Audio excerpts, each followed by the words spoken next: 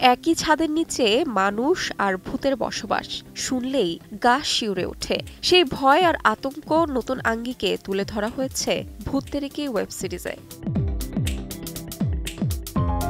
বর্ষা শেষে দর্শকদের জন্য রোমাঞ্চ ও রহস্য নিয়ে শুক্রবার ওটিটি প্ল্যাটফর্ম হইচয়ে মুক্তি পেয়েছে এই ভিন্নধর্মী গল্প। পরিচালনা করেছেন জনপ্রিয় অভিনেতা ও নির্মাতা অনির্বাণ ভট্টাচার্য। সাধারণ মানুষ যখন তাদের দৈনন্দিন জীবনে ব্যস্ত, তখন অচেনা আর অদৃশ্য কোনো উপস্থিতি তাদের সীমিত জীবনে ঢুকেই দেয় অপ্রত্যাশিত টানাপোড়েন। গল্পে সেই জীবন মরণ ও হাস্যরসের এক অদ্ভুত সমন্বয়ে ফুটে উঠেছে।